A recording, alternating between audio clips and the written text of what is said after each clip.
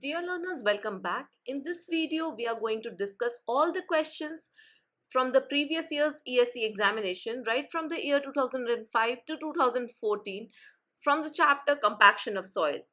So let's get started with our first question asked from the year 2005.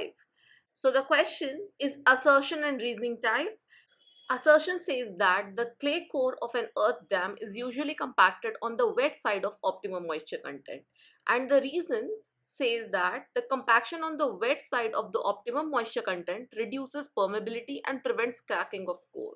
You should know that in earthen dam, what we require in the core of the earthen dam, what we require is that it shouldn't be permeable. Okay, it shouldn't be permeable and it should be very stable. So whether we will compact on the wet side of OMC or on the drier side of OMC, for that let's see, when we are compacting the soil on the dry side of the optimum, the structure is flocculated. Whether do we want the core of the dam to be flocculated in structure or we want it to be dispersed in structure? These things I have explained you in your theory chapter of compaction of soil. So those who don't know about this, kindly go through the theory part, the link of which is in the description box and also in the I button. Okay, so this is some sort of flocculated structure where the soil particles are randomly oriented and it has got higher permeability. The dispersed structure is this sort, where there is a proper orientation of the particles of the soil.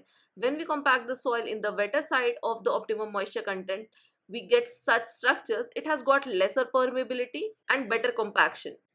So see, permeability, it is more due to the flocculated structure and it is less due to the dispersed structure.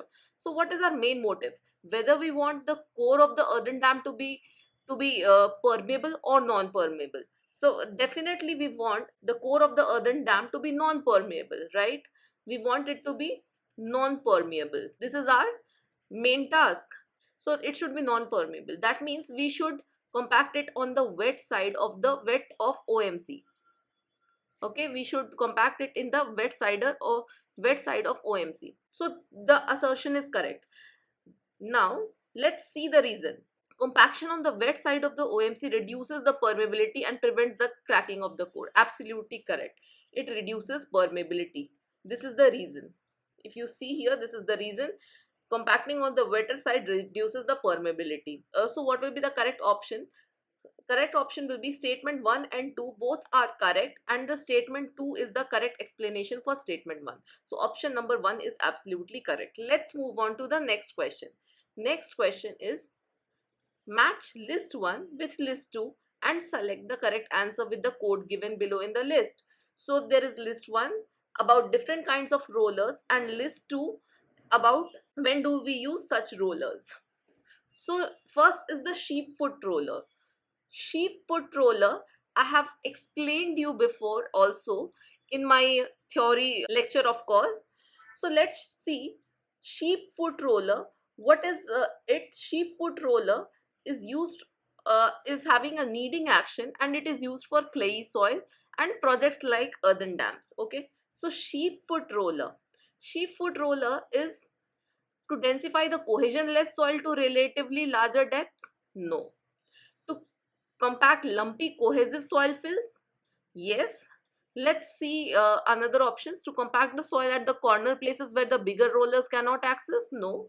To compact cohesion less soil with shallow depths? No. So sheep foot roller is used to compact cohesive soils, clayey soils. Okay. Now what is frog hammer? Frog hammer, I'll show you the pictures so that it is much more clearer to you.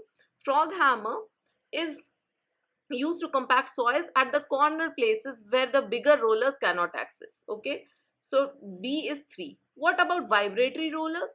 Vibratory rollers are used to densify the cohesionless soil, first of all. Now let's see, used to densify cohesionless soil relatively larger depths or to compact the cohesionless soil with shallow depths. So vibratory rollers are used to compact the uh, cohesionless soil with shallow depths. Okay, so let's see what option is correct. So 1 is 2, B is 3 and 2 is 4. So 1 is 2, B is 3 and option number D will be absolutely correct. Now before moving ahead with the next question, let me show you the different type of rollers so that it is very easy for you to understand. This is sheep foot roller. Sheep foot roller is having projections like these. These projections are there for the kneading action. Like we need some dough, flour dough. So this sort of projections help in the kneading action.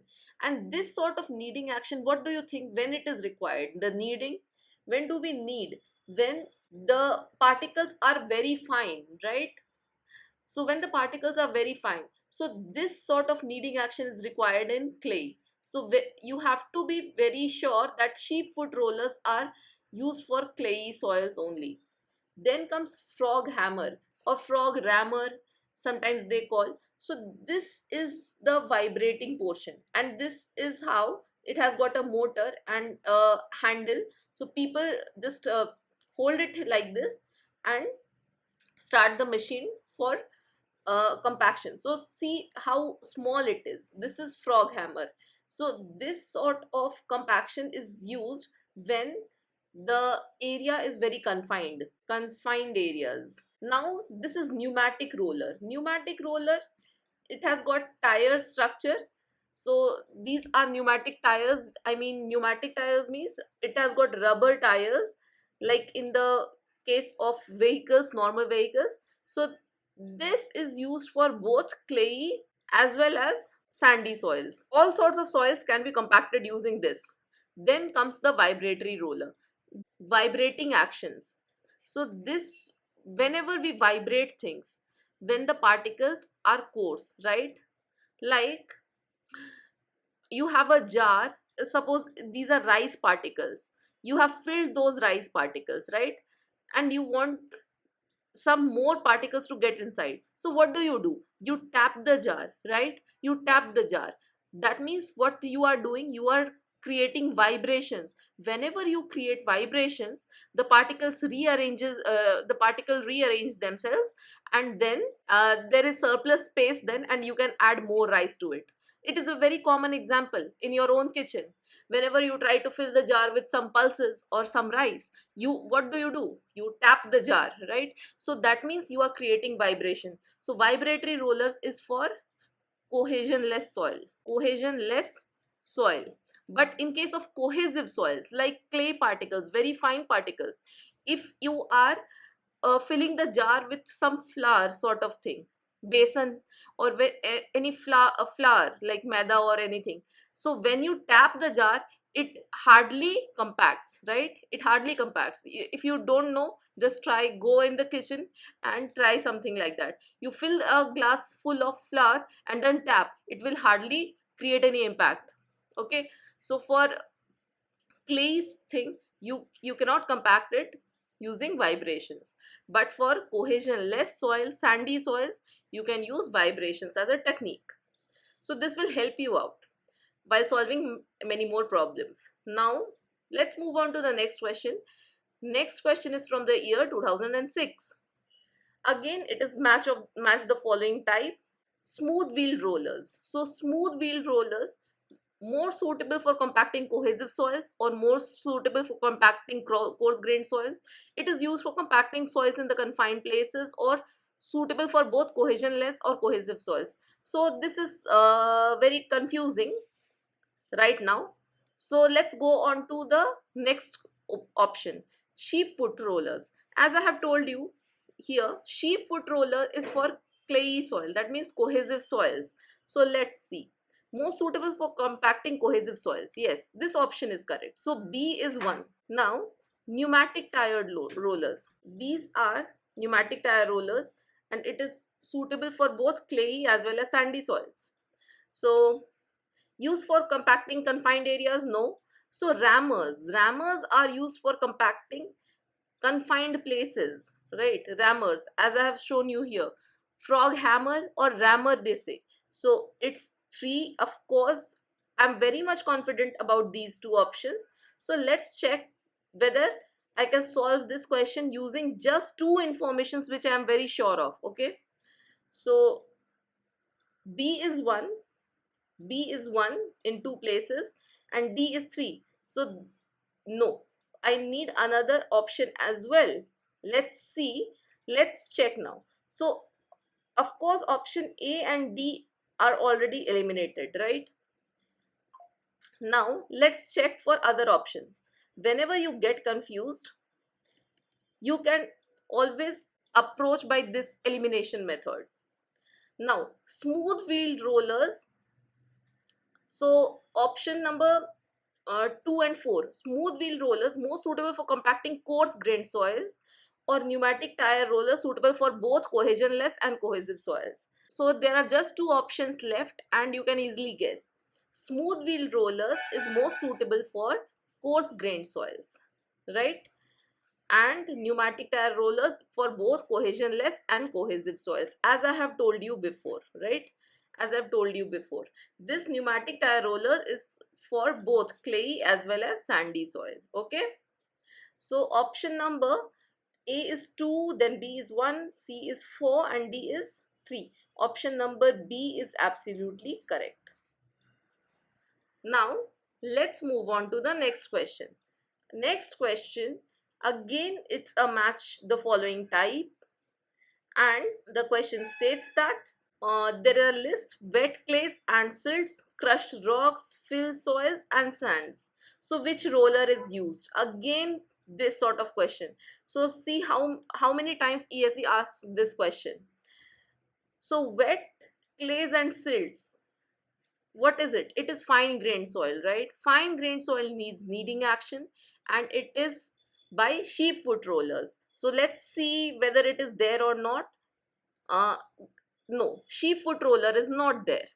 Now let's check another option: crushed rocks, fill soils, okay, and sands. So sand, let's check. Sand is a coarse grained soil, right? We know that for sand it is vibration. I have told you before. So vibration is for sand. So one thing is done. Can we eliminate any options? Yes. A and D can be eliminated because D is 2. Okay. So only we can have two options. Now let's check for crushed rocks. Crushed rocks is a coarse grained soil, right? These are rocks, and you will use a smooth wheeled roller for that. You will use a smooth wheeled roller for that. Smooth wheeled roller, B is 1. So B option is 1 here also, here also. Then also there is a confusion. Now wet clays and silts, wet clays and silts, pneumatic tire roller can also be used, grid roller can also be used, but fill soils will use pneumatic tired roller. And but in wet clays and silts, grid rollers are most suitable. So most suitable will be this one. So option number C is the correct option, though this is a very confusing question and you don't know about the grid rollers yet. Okay, this was a very close and confusing question because pneumatic rollers are used for both uh, this soil as well as that soil. But why I am telling you, let me show you what is grid rollers now. You know sheep foot rollers, let me show you what are grid rollers. This is a grid roller. See, it has got grids. Okay, and what are these grids used for? These grids create high pressure, high pressure in these areas, and they are used in the case of clayey soils. Now moving on to the next question. Next question is from ESE 2007, and the question states that the following soils are compacted at the same compactive effort in the field. Which of the following is the correct sequence of increasing order of their maximum dry density? Increasing order. So the maximum dry density should be at last. The soil having the maximum dry density should be at last, and the soil having the minimum dry density should be at the beginning, right? So first is silty clay, then sand, then gravel sand clay mixture. Second option is sand, gravel, sand, clay mixture, silty clay and clay. Clay, silty clay, sand, gravel, sand mixture, then sand, gravel, sand, clay mixture, clay, silty clay. So suppose that you don't know anything about these things, but you should know a well graded soil. A well graded soil, what is a well graded soil? It is the soil having all sizes of particles, right? All sizes of particles. So gravel, sand and clay mixture is a well graded soil, right? And well graded soils compact to the maximum dry density, right? So why I'm telling you this, suppose these are the bigger particles, right? And you are compacting them. So these bigger particles will have voids between them, right? So these voids between the bigger particles will be filled up by the smaller particles. By the smaller particles will take up the spaces, right? And even few more spaces are left, it will be taken up by even more smaller particles like clay particles. These particles will take up even the smallest space present in the soil. So if it is a well graded soil containing a mixture of particles, then it will compact more densely and it will have maximum dry density. Okay, so bigger particles will be compacted, then the smaller particles will take up the space, then even the smallest particles will try to take up the spaces. So you should know this. This is a sort of well graded soil. Okay, now so we from this, if you know this, we can eliminate two two of the things. So first B and option number D are eliminated. Okay, so option A and C we are having confusion because it is very close, whether silty clay and then clay, or whether clay or silty clay. What is the correct option? Now let me tell you. Next is whether sand is a coarse grained soil. Okay, if you compare a coarse grained soil and a fine grained soil, then coarse grained soil will have greater density, dry density, as compared to fine grained soils. Why? Because the void ratio in the coarse grained soil is less than the void ratio in the fine grained soil, right?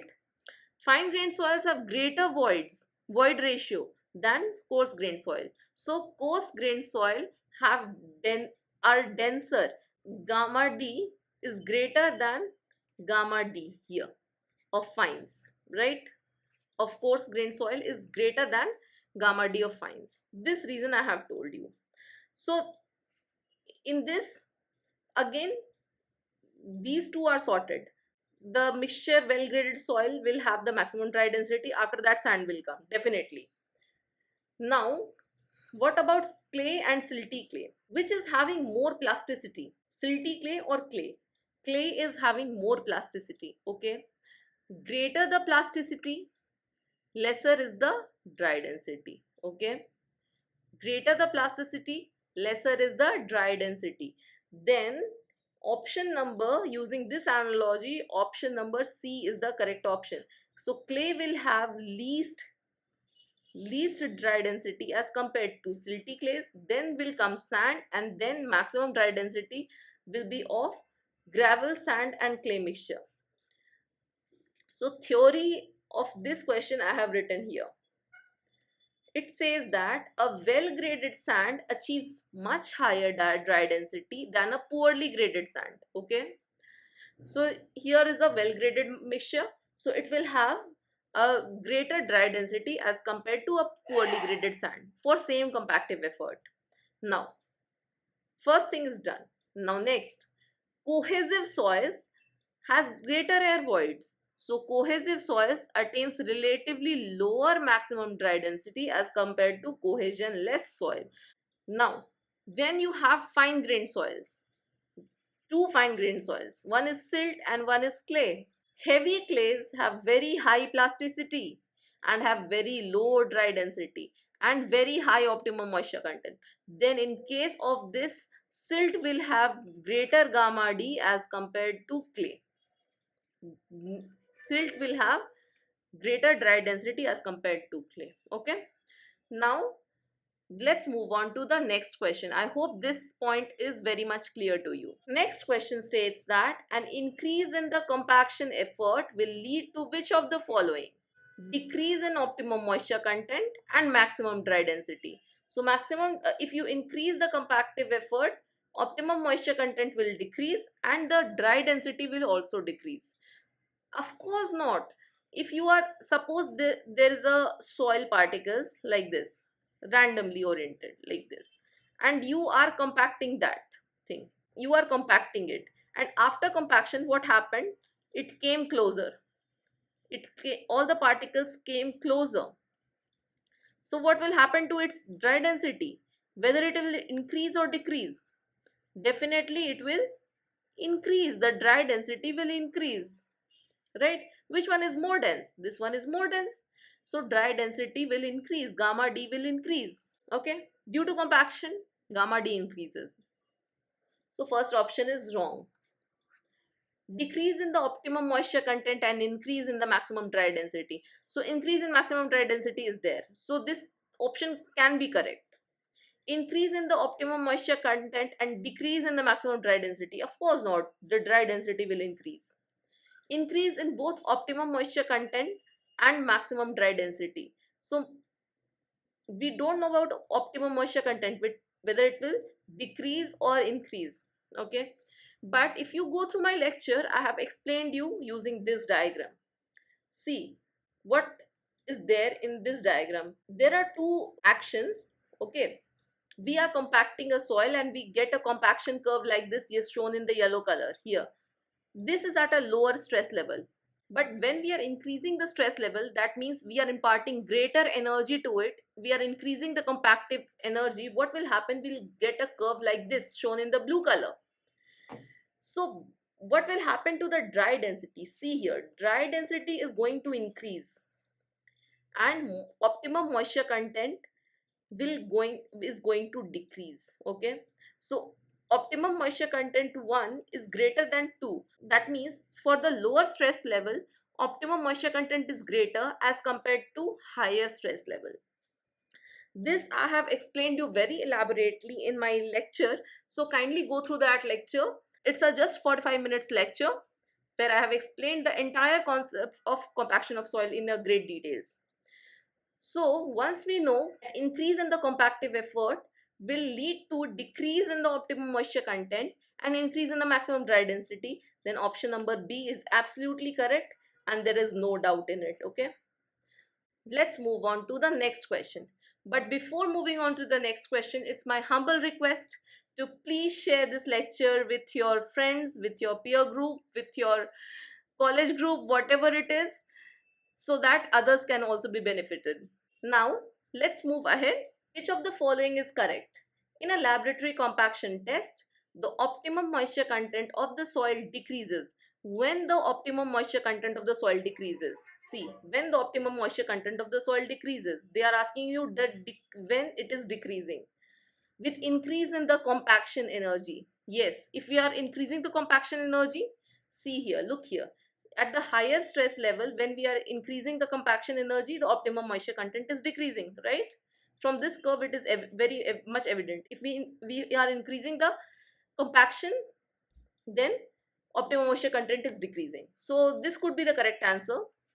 With decrease in the compaction energy. No, this is not. With increase in both compaction energy and coarse grain in the soils. With decrease in both compaction energy and coarse grain soil. So decrease is wrong.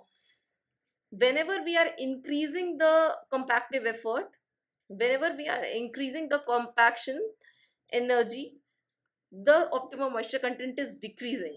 Now let's check with decrease in the coarse grain soil. So with increase in the compaction energy and with decrease in the coarse grains in the soils, with increase in both compaction energy and coarse grain soils in the soil.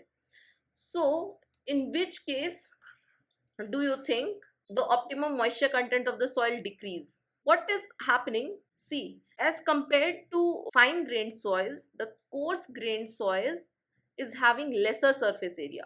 So coarse grained soils have less surface area, okay? Have less surface area. Less surface area means lesser water required. Lesser water required for lubrication.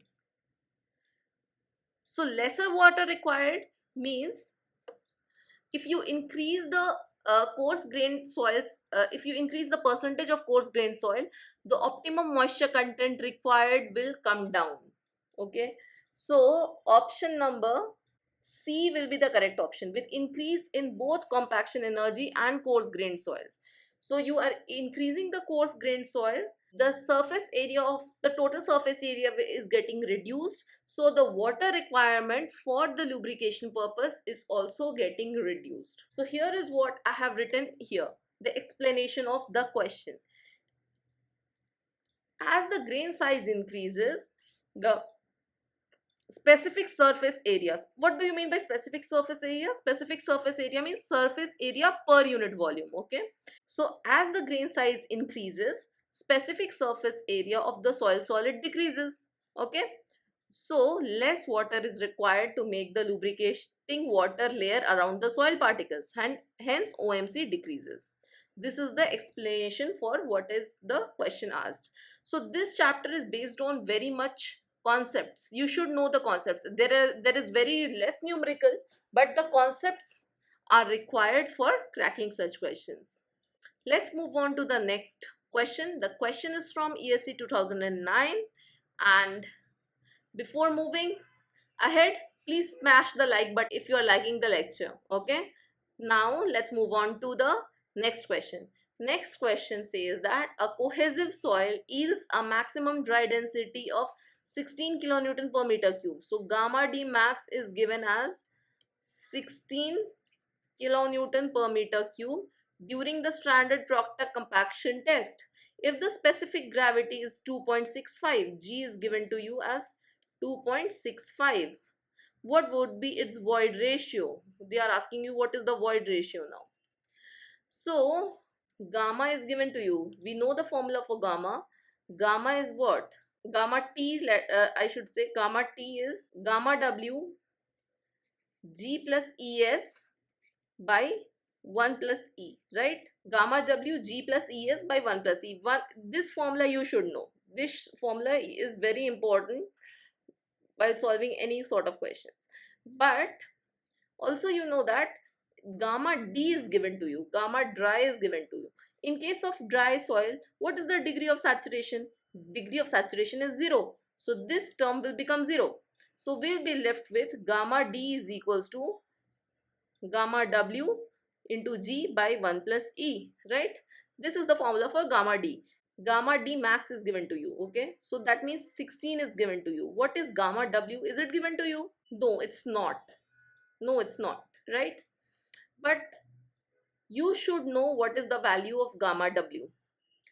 Gamma W, it is, what is the density of water? Density of water is 1000 kg per meter cube. In 1 meter cube, it is 1000 kg. If you multiply it with acceleration due to gravity, you will get acceleration due to gravity I am taking as 10. Okay, so you will get 10,000 Newton per meter cube. Okay, now if you want to convert it into kilonewton, what you will do, you will divide it by 1000. So it is 10 kilonewton per meter cube. Okay, so these things you should know.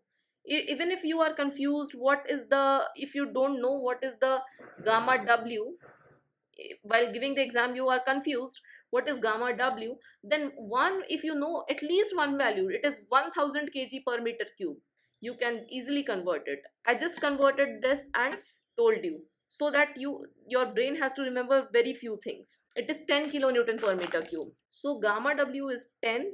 Specific gravity of solids is given to you 2.65 by 1 plus E. Now you just have to find out E from this. So let me just solve it here. 1 plus E will be 2.65 into 10 is what? 26.5, and divide by 1616. Now from here I'm using a calculator to solve this, but ESE doesn't allow you to have a calculator, so you should solve this on your own. So it is 1.65. So E will be 1.656 minus 1, and this will lead to you 0.656. So is there any option closer to that? 656 I am getting. This option is the closest option. Option number B is the closest option. So why is my answer not matching exactly? Because what I have taken is that I have taken acceleration due to gravity as 10. If you take acceleration due to gravity as 9.81, you'll get the exact answer, okay? But if you take, see, if you take 9.81, it will be even more difficult for you to solve the question because of the calculations, and ESE doesn't allow you to have a calculator. So if you are giving your mains examination, or even if you are giving your gate examination or any other examination where calculator is allowed, you should take acceleration due to gravity as 9.81.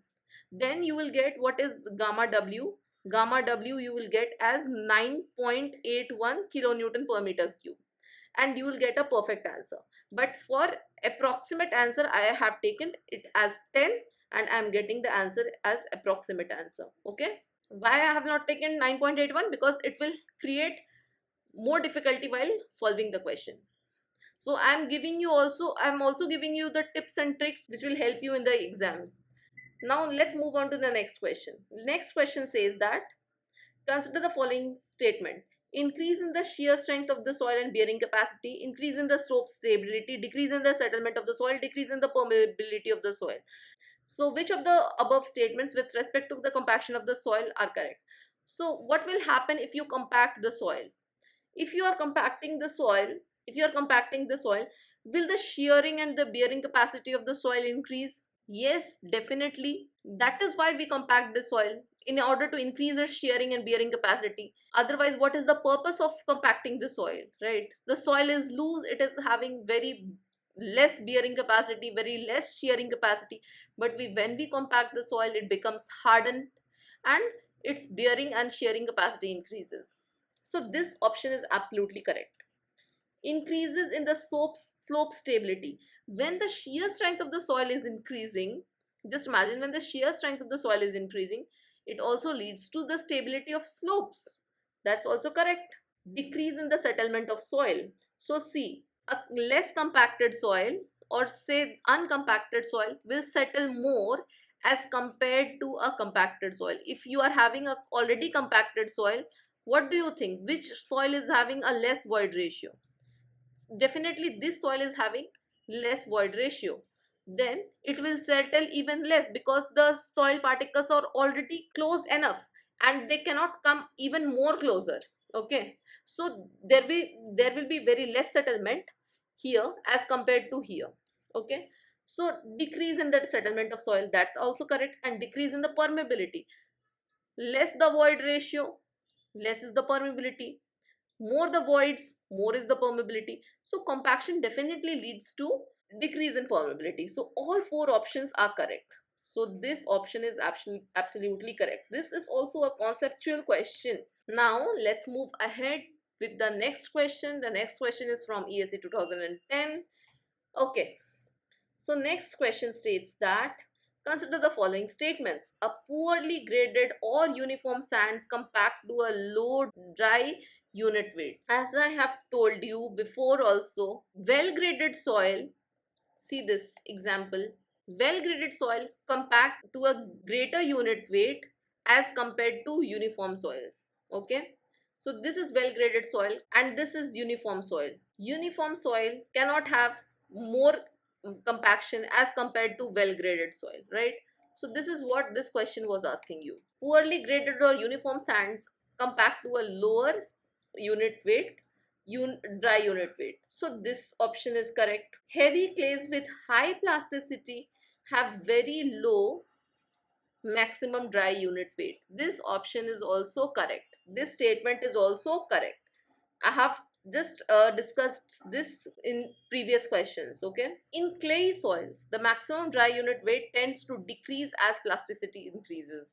So yes, if the plasticity will increase, the soil will be having lesser dry unit weight. This option is also correct. So all the three options are correct and statement A is absolutely correct. Let's see the reason which I have written here. A well graded sand achieves much higher dry density than poorly graded sand for the same compactive effort. Okay, first point is for the first statement. These statements are very important. If you want, you can just note down the statements as a short note, and this will help you while solving other questions as well. Cohesive soils has higher air voids, so cohesive soils attain relatively lower maximum dry density as compared to cohesion less soil. So next, heavy clays with higher plasticity have lower maximum dry unit weight. Heavy clays have very high plasticity, have very low dry density and very high optimum water content.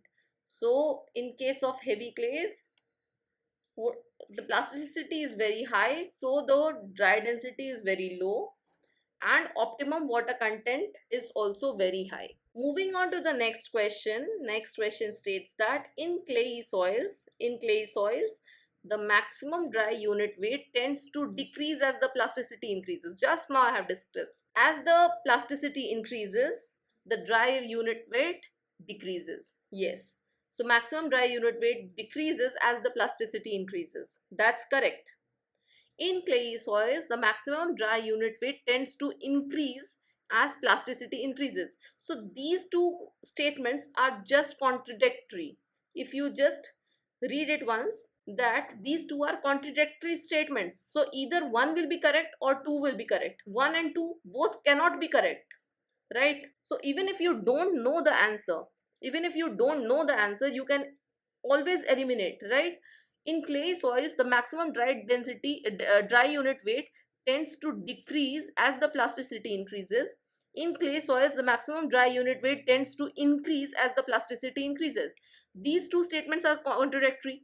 So either one will be correct or two will be correct. Both cannot be correct at the same time, right? So by this analogy, we can eliminate two options. See, 1 and 2 only.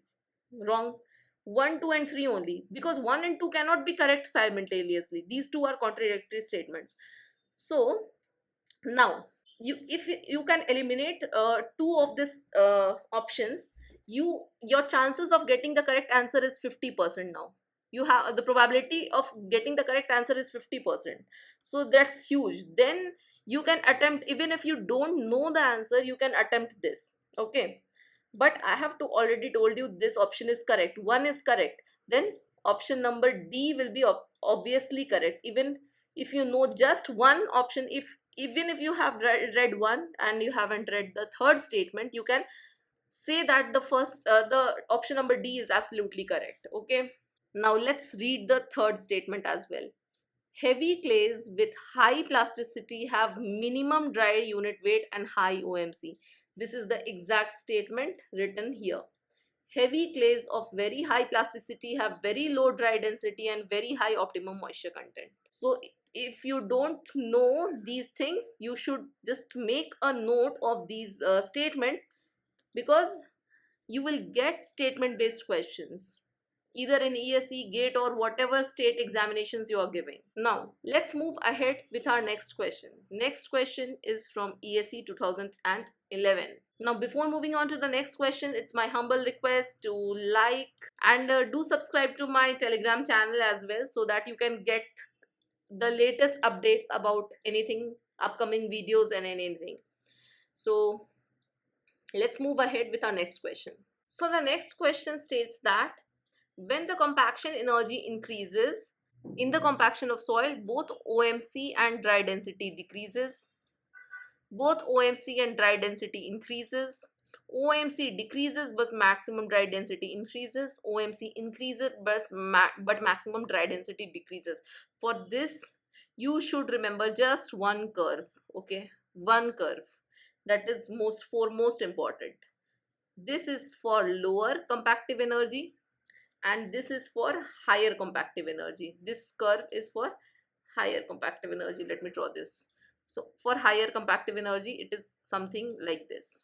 So if you remember just these two lines, you can easily identify this is gamma D, and this is O, this is moisture content, that is water content of the soil. So what is happening? This is OMC. OMC is decreasing if we increase the compactive effort. OMC decreases, and maximum dry density it is increasing. Okay, so if you remember these two lines, this curve is very important. This curve is very important. If you just remember it correctly, you can solve many questions. Okay, so option number C is the correct option.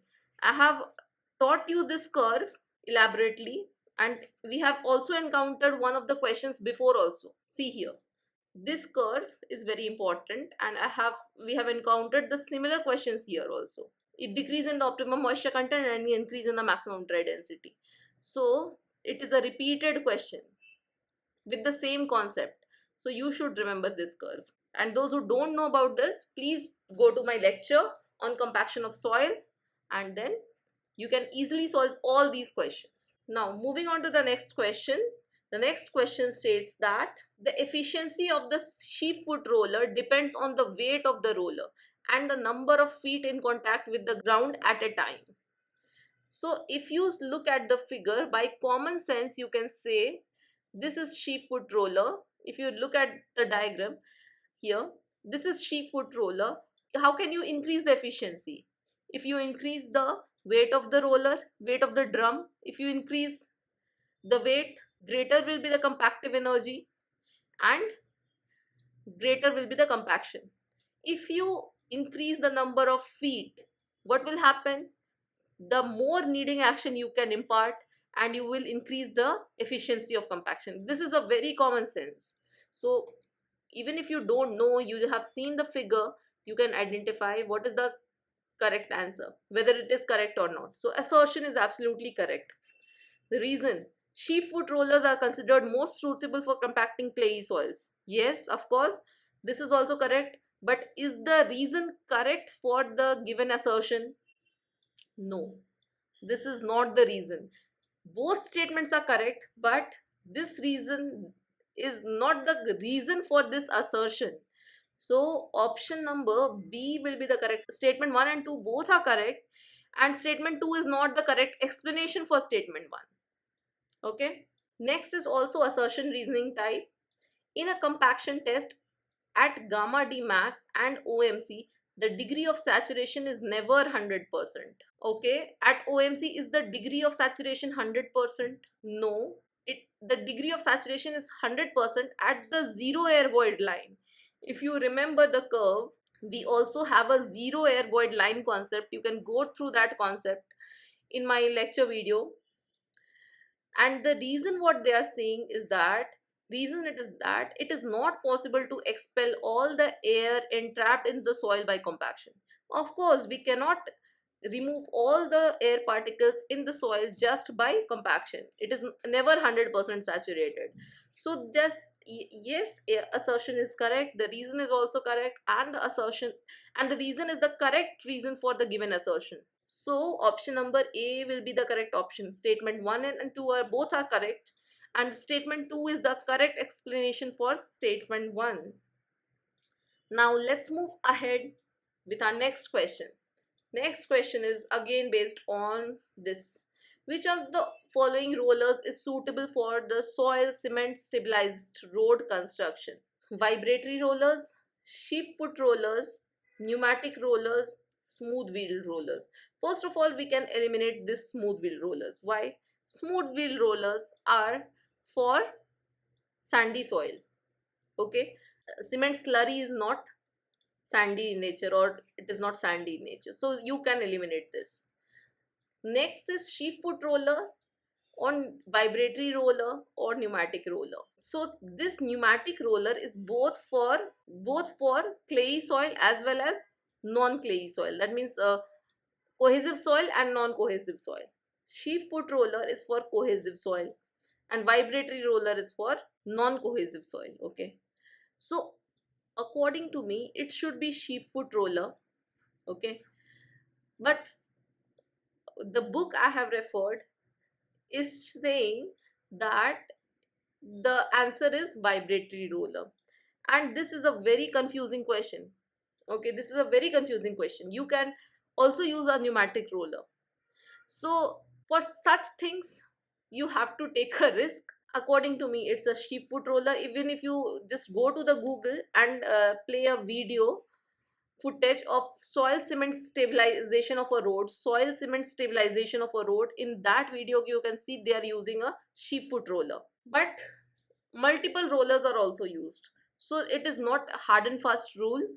If you are using this roller, you cannot use that roller. If you are using that roller, you cannot use this roller. But this is a very biased question. Okay, let's move ahead with the next question, which has been asked in the year 2012. The field density and the field moisture content of a soil can be determined by core cutter method, sand replacement method, Proctor test, and modified Proctor test. If you have gone through the compaction chapter, you must be knowing that Proctor test and modified Proctor test are the lab methods. These two are lab methods, laboratory methods of determination. So core cutter and sand replacement methods are the field method. So you should also know which methods are field methods, which methods are lab methods. So from here, 1 and 2 are absolutely correct. So option number B is correct option. Even if you are confused between 1 and 2, and you know that 3 and 4 are lab methods, so you can easily eliminate. Like, even if you don't know, if you are confused, but if you know that Proctor test and modified Proctor test, these two are lab methods, then 3 and 4 is not going to be the answer options. So 3 and 4 is there, 3 is there, 4 is there, so you can eliminate 3 of them. Then only option left will be option number B. Okay, so what I'm trying to tell you is that even if you don't know the answer, you can try the elimination technique and see whether you can eliminate any of the options or not, even if you are confused. So just don't give up so easily. Even if you don't know an answer, try the elimination technique, try your common sense, and then keep yourself calm in the examination, and you will achieve the correct answer. Let's move ahead. The next question is from ESC 2013. Consider the following statements. Swelling is greater and shrinkage is less for clay compacted on the dry side of the optimum. Clays compacted on the dry side of the optimum are characterized by large strength. An increase in the organic content of the clay soil causes an increase in optimum moisture content value. So for this, let's go to the chart where I have tabulated everything, and let's see what is the correct answer. So soil compacted on the wet side or on the dry side of the optimum moisture content are having flocculated structure, and wet side of the optimum are having dispersed structure. Permeability of the flocculated structure is more definitely, and dispersed structure is less. What about the water? The water content in the dry side of optimum is less. It is having lesser water content than the wet side of the optimum. So it can absorb more water. On the drier side, it can absorb more water and swell. Okay, swelling is greater and shrinkage is less for clay compacted on the dry side of optimum. So yes, this is true. Why is swelling greater? Why is swelling greater? Because on the dry side of optimum, it is having lesser water content. The water content is very less. So it can absorb more water and it can swell. Swelling is greater. And why is shrinkage less? Because of, again, the random orientation. This is the random orientation. Is whenever the soil tries to shrink, due to this random orientation, the soil particles repel each other and they cannot compact. So shrinkage is less. Yes, that's true. Clay compacted on the dry side of the optimum are characterized by larger strength. What about the strength? Strength at the lower stress level is high. If you are applying a less stress, then the strength is high. But if you are applying a higher stress, then the strength is low. Okay, so when you are applying low stress level, these random orientation will resist the stress. So this can be biased. This statement is biased. Whether it is talking about less strength or at more strength, this statement is biased. Okay, so if you are applying less stress, then they will show more strength as compared to the dispersed orientation. But if you are applying more stress, this orientation will break and it will get compressed easily. But dispersed structure which is already in the compressed position, this will show less compressibility. So this option number 2 is a biased statement, not absolutely correct statement. Now, an increase in the organic content of the soil causes an increase in the optimum moisture content value. Yes, this is true. So 1 and 3 are true. So according to me, 1 and 3 only should be correct, but the options which are given to you is 1, 2 and 3. So UPSC sometimes asks you a biased question.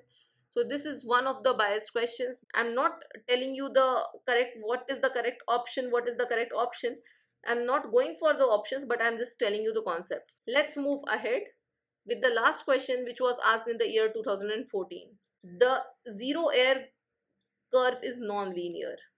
Yes, that's true, it is non-linear. The dry density at 100% saturation is a non-linear function of void ratio.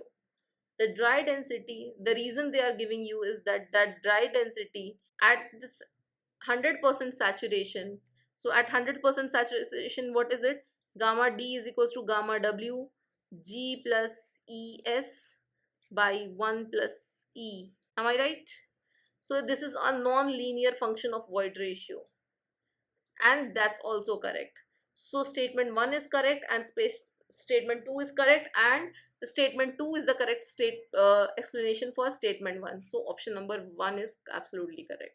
So that was all for this class. Hope you liked the session. If you have certain doubts, certain arguments, you can always comment in the comment section. I'm always open to the all your queries and everything. If you like the session, please do share and subscribe to my channel. Bye bye and have a nice day.